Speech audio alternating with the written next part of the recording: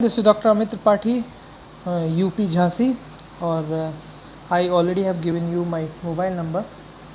किसी को अगर ज़रूरत हो तो मेरी प्रीवियस वीडियो में मेरा मोबाइल नंबर दिया गया है, आप उससे देख लें और मुझे कॉल कर सकते हैं अगर रिक्वायरमेंट हो। फिर भी चलिए मैं अभी दे देता हूँ अपना मोबाइल 8827158525। ये हमारा BNS 041 का ब्लॉक नंबर 1 चैप्टर नंबर 2 है, health care planning and organisation of health care at various level. इसमें हम एक वीडियो पढ़ चुके थे जिसमें हम कवर कर चुके थे सब सेंटर की सारी हेल्थ फैसिलिटीज़ जो सब सेंटर में प्रोवाइड की जाती हैं, सारी फैसिलिटीज़। अब हम शुरू करने वाले हैं प्राइमरी हेल्थ सेंटर मर क्या उसकी पॉपुलेशन की क्या स्टैंडर्ड हैं और किस तरीके से सर्विसेज वहाँ प्रोवाइड की जाती हैं। चलिए अब देखते हैं। Delivery of health services at primary health centre PHC। Primary health centre एक primary health centre population of 20,000 in hilly area, tribal and difficult areas. 20,000 की पॉपुलेशन होती है एक प्राइमरी हेल्थ सेंटर की। कहाँ पर? हिली एरिया, जहाँ पर पहाड़ वगैरह हों। ट्राइबल एरिया आप जानते हैं, और डिफ़िकल्ट एरियाज़ जहाँ दुर्लभ क्षेत्र हों, जहाँ की जाना बहुत मतलब एक्सेसिव रोड बहुत अच्छी प्रॉपर ना हो वहाँ पे। जबकि 30,000 पॉपुलेशन इन प्लेन एरिया, जहाँ की प्लेन एरिया हो वहाँ पर 30,000 पॉपुलेशन पे एक प्राइमरी हेल्थ सेंटर बनाया जाता है।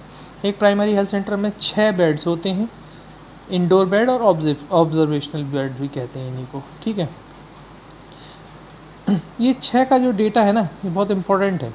ये 3-4 जगह आता है। एक प्राइमरी हेल्थ सेंटर में 6 बेड्स होते हैं, 6 सब सेंटर होते हैं, ठीक है।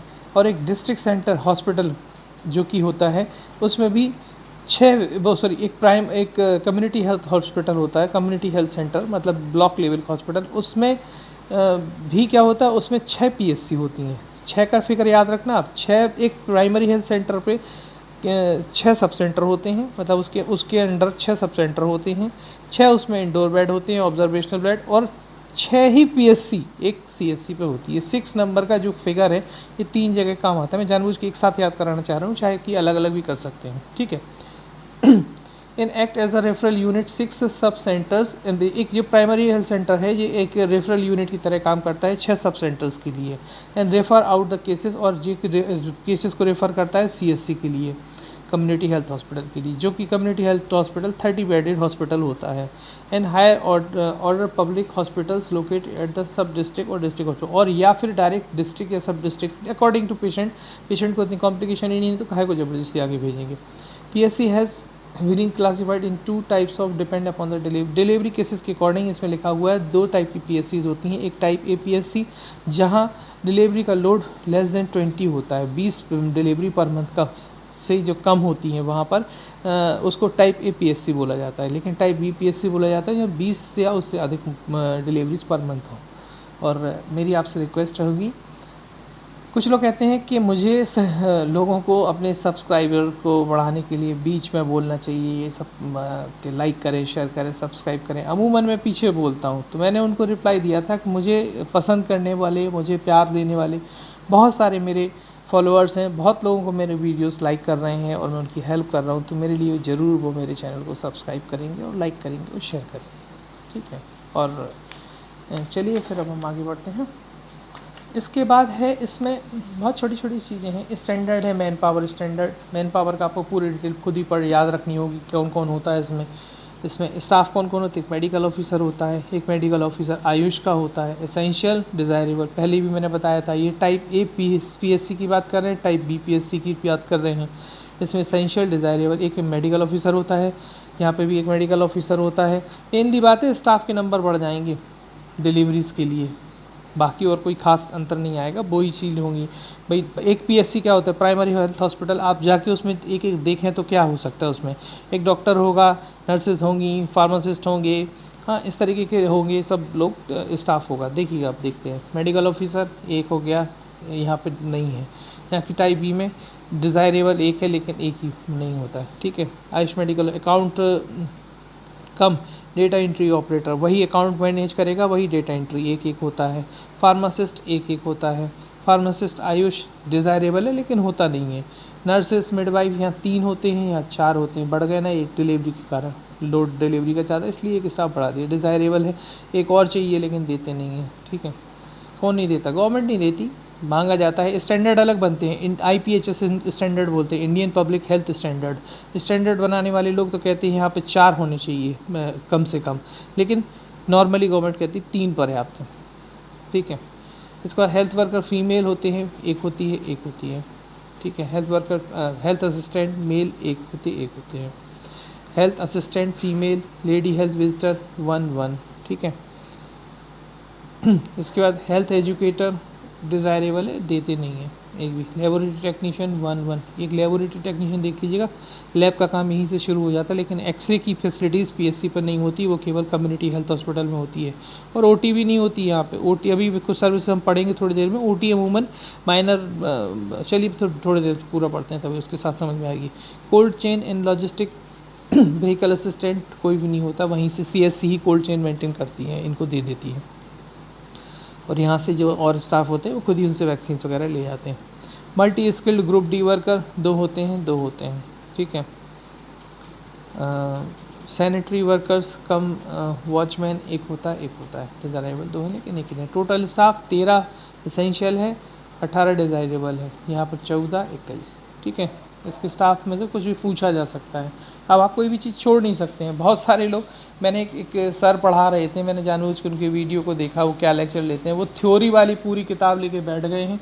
उतना पढ़ने की क्षमता किसी की नहीं है। हमने भी पढ़ी है किताब, मैं बहुत अच्छे से आपसे फिर से रिक्वेस्ट कर रहा हूँ, पढ़ने अकेले से पेपर पास नहीं होता, चीज़ों को बार बार रिवाइज़ करने से। कुछ लोग 4 वीडियोज़ पढ़ रहे हैं, 4 अलग अलग ऑथर की, जबकि ऐसा नहीं है। एक प्रोवर्ब है, एक कहावत है, एक साधे सब सदे, सब साधे सब जाए। तो इसलिए आपसे रिक्वेस्ट है, जैसे मेरी वीडियो पसंद आ रही है मेरे पे ही कॉन्सेंट्रेट करें, जैसे दूसरी की आ रही है दूसरी को करें। 4 लोगों की इकट्ठी वीडियो ना पढ़ें, कुछ हासिल नहीं होगा। ठीक है, मैं किसी की बुराई नहीं कर रहा, लेकिन मैं फिर भी रेफ़र नहीं करूँगा। ये लोग अपने केवल पैसे बनाने के लिए ज़बरदस्ती आपको एक्स्ट्रा पढ़ा रहे हैं। मैंने भी अभी एग्ज़ाम दिया हुआ है, मैं भी खुद CHO हूँ। ठीक है, समझ लीजिएगा, मैं प्रैक्टिस करता हूँ, BMS ग्रेजुएट हूँ, CHO में है। मेरी वाइफ झांसी मेडिकल कॉलेज में पोस्टेड है। हम लोग अच्छे खासी सब समझते हैं इन सब चीज़ों को। जितना ज़्यादा डिटेल आप पढ़ेंगे उतना ज़्यादा आप परेशानी में जाएंगे, क्योंकि याद नहीं रहती उतनी सारी चीज़ें जो आती हैं। कोई कहेगा बहुत छोटी छोटी चीज़ों से क्वेश्चन बना दिया, तो जी नहीं, ऐसा कुछ नहीं होता। मैं आपसे फ्रैंकली कह रहा हूँ, पहले से कह चुका हूँ। ये वाली किताब, इसके PPT कंप्लीट करें, थ्योरी वाली गाइड कंप्लीट करें। मैं फिर से आज दिखा दूँगा थ्योरी वाली गाइड आपको, इसके बाद जाके ऑब्जेक्टिव लगा लें। इसके अलावा कुछ नहीं है किताबों में, हमने भी पढ़ी है किताब। पढ़ा देने से अगर पेपर निकलने लगे तो किताबें कहने क्या है। फ्रेंड से कहूँगा, पेपर नहीं निकाल पाएंगे इस तरीके से डिटेल पढ़ने से। जो जितना ज़्यादा याद रखेगा उससे पेपर निकलता है, क्वेश्चन समझ में ही नहीं आते हैं। ठीक है, फिर आपका मन जैसा आप चाहें। List of services, medical care medical care इसमें क्या कहते हैं, OPD होती है, 6 आवर्स OPD होती है, टू बी रन 6 डेज, 6 दिन के लिए चलती है। OPD वीक में 4 hours in the morning, 2 hours in the afternoon. ठीक है, with a minimum attendance of 40 patient per day पर डॉक्टर। एक पेशेंट, एक डॉक्टर को कम से कम 40 पेशेंट पर डे देखने ही होते हैं। 24/7 मतलब 24 घंटे इमरजेंसी सर्विस दे दें। Appropriate management for injuries and accident. ठीक है, रेफरल सर्विस रेफर ही कर देंगे। इन पेशेंट 6 बेड, पहली बात हो चुकी है। ये 6 का फिगर मैंने पहले बता दिया। 6 सब सेंटर होंगे, 6 बेड होंगे और 6 ही PSC होंगे, एक CSC पे। 6 का पेपर बहुत इंपॉर्टेंट है। अब ये कुछ सर्विसेज दी गई हैं, हम ऑलरेडी इनको पढ़ चुके हैं, कोई खास नहीं है, फिर भी मैं एक बार बता दे रहा हूँ। इसमें कौन कौन सी सर्विसेज आती हैं। ANC antenatal care, intranatal, postnatal. Newborn की होगी चाइल्ड और फैमिली वेलफेयर। ठीक है, अर्ली रजिस्ट्रेशन हो जाए, यही चीज़ें हर जगह आपको आएंगी। एंटीनेटल में क्या है, अर्ली रजिस्ट्रेशन में 4 चेकअप हो जाए, मिनिमम लैब इन्वेस्टिगेशन हो जाए, हेल्थ लैब इन्वेस्टिगेशन। ये सारी डिटेल हमको ना 042 के जो वो गायनी वाला पोर्शन है उसमें सारी डिटेल दी गई है। हेल्थ काउंसलिंग, उनकी हेल्थ काउंसलिंग, भाई आयरन फॉलिक एसिड टैबलेट लेना, अच्छी डाइट खाना, अच्छा अपने को ज़्यादा काम नहीं करना, इस तरीके से चीज़ें, अच्छी हेल्दी डाइट लें, सब चीज़ें इसमें हेल्थ काउंसलिंग हुई।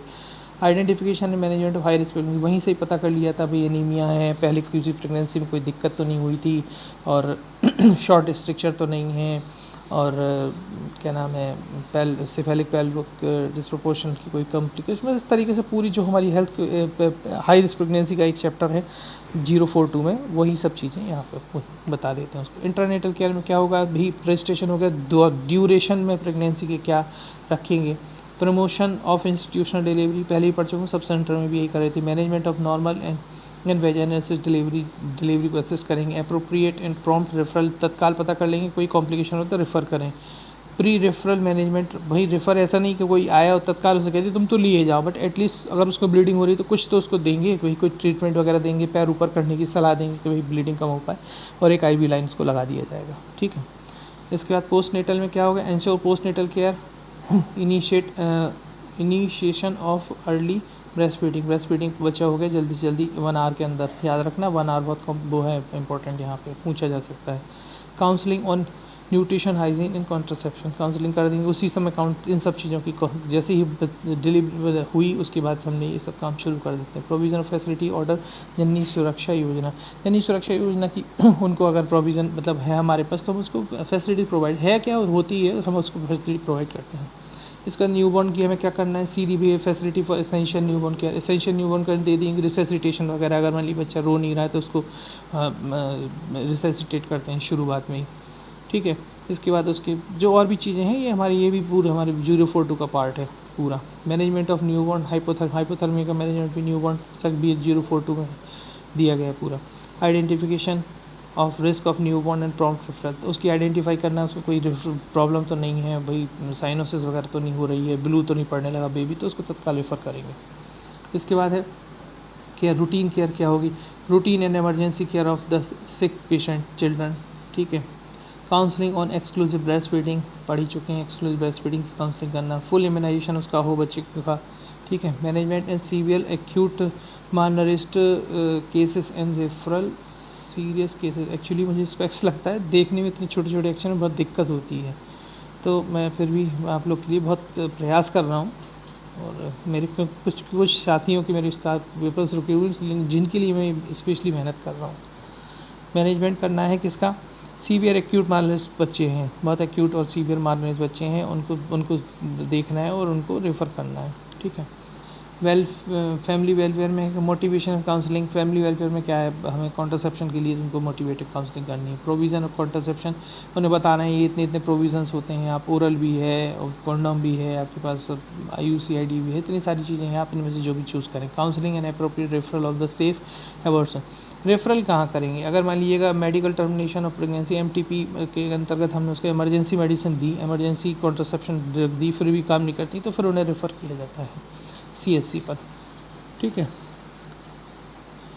इसके बाद है और सर्विसेज क्या देती है, एक उसमें nutrition services in coordination with ICDS integrated child development services scheme, इसका मतलब आंगनबाड़ी केंद्र के साथ इनका मिलकर कोऑर्डिनेशन रहता है। स्कूल्स हेल्थ सर्विसेज क्या देते हैं, सब बिल्कुल सब सेंटर की तरह चल रही हैं। Teachers screen student on the continuous base, teacher regular basis पर बच्चों को देखते रहते हैं। इसके बाद ANM health workers male, a team of 2 workers visit the school, 1 school every week, एक स्कूल को पर वीक में जाके ये विजिट करते हैं, देखते हैं। For screening treatment and minor element and referral, minor element का स्क्रीनिंग और ट्रीटमेंट करते हैं, अदरवाइज फिर उनको कॉम्प्लिकेशन होते हैं तो रेफ़र कर देते हैं। Doctor of CSC PSC will also visit 1 school per week, एक CSC PSC के डॉक्टर्स भी एक स्कूल को पर वीक में एक विजिट करेंगे। Based on the screening report submitted by the team, ये टीम सब स्क्रीनिंग रिपोर्ट सबमिट करेगी, यहाँ पे ज़्यादा बच्चे प्रॉब्लम में है, आप वहाँ जाके विजिट करें, उसके बेस पे जाके वो करेंगे। इसके बाद हमारा इसमें स्लाइड और बचा है, इसको और कंप्लीट करते हैं। इसके अलावा एक इम्पॉर्टेंट पॉइंट यहाँ से शुरू हो जाता है, adolescent health care. Adolescent health care भी RMNCIA का पार्ट है, ये यहाँ से शुरू हो जाता है।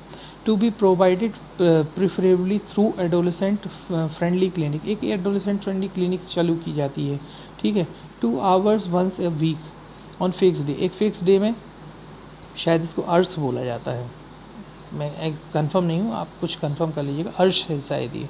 एडोलेसेंट की क्लिनिक होती है, स्पेशली CSC पे तो रेगुलर होती है, काउंसलर होते हैं, जबकि PSC पे एक फिक्स डे में होती है 2 आवर्स की, एक हफ्ते में 2 आवर्स की एक एडोलेसेंट फ्रेंडली क्लिनिक के नाम से चलती है, ठीक है।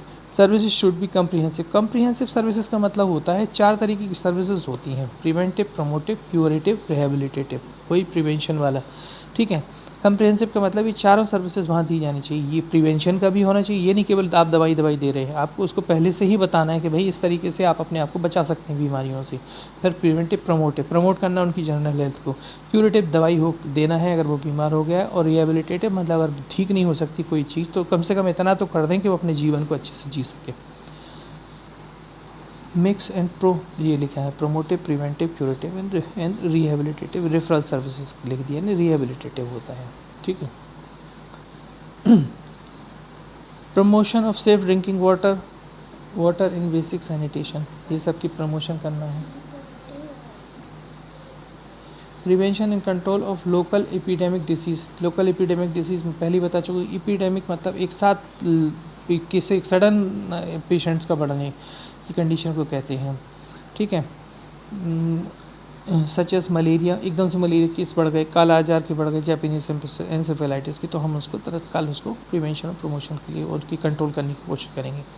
Collection and reporting of the vital events, reporting of vital events को कलेक्ट करके रखना है। Health education and behaviour change in communication, health education देना है, बिहेवियर चेंज करना है वहाँ के लोगों का, बार बार एजुकेशन देते देते कम्युनिकेशन के थ्रू उनको बताना है कि भाई आपको ये चीज़ें करनी है, साफ़ पानी पिए। और implementation of the national health programme, ये तो सबको ही करना पड़ते हैं। अब मैं आपको फिर से बता रहा हूँ, मैं आपको जो बार बार कह रहा हूँ कि थ्योरी वाली गाइड वो क्या है, वो ये है, ठीक है।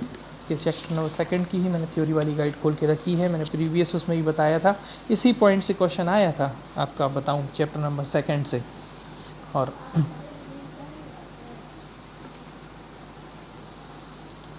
देखिएगा इसमें कुछ क्वेश्चंस और आंसर के फॉर्मेट में दिया है, बहुत अच्छा है ये, मतलब इसमें बहुत जो हमारी पीपीटी में कुछ चीज़ें छूट जाती हैं वो इसमें कवर हो जाती हैं, और इसमें 1-2 क्वेश्चन छूट जाते हैं हमारे एमसीक्यू में कवर हो जाते हैं।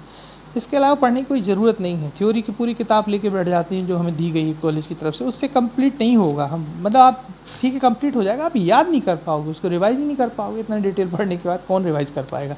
पढ़ने अकेले से पेपर नहीं निकलते, बार बार याद करने से पेपर निकलते। Define national health planning, national health planning को डिफाइन कर क्वेश्चन बता रहा हूँ आपको, ये दिया गया है। आपने पीपी जो हमारे स्लाइड्स हैं उसको पढ़ने के बाद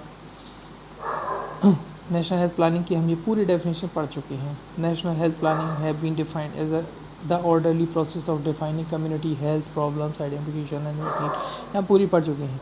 इसका मतलब है मेरा कहने का, आप इसको एक बार पढ़ेंगे तो ये हम पढ़ चुके हैं, इसको क्रॉस कर देंगे, हमें दोबारा नहीं पढ़ना।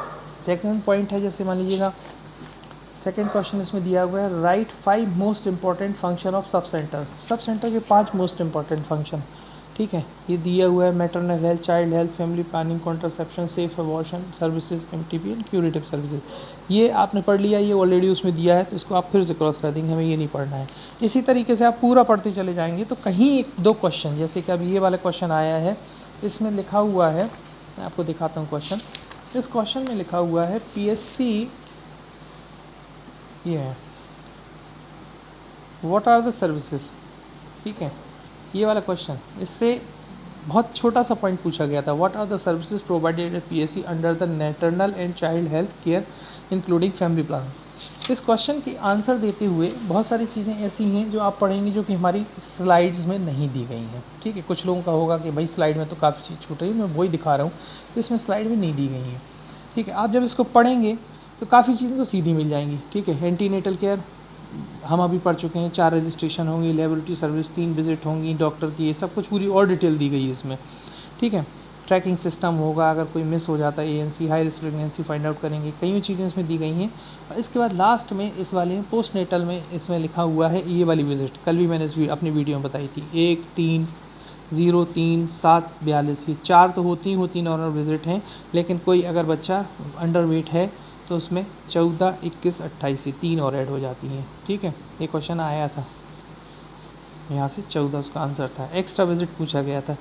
इतने से क्वेश्चन, मतलब पूरा हमने स्लाइड पढ़ने के बाद केवल एक इतनी सी चीज़ हमें मिली है, ठीक है, जिससे क्वेश्चन आया है।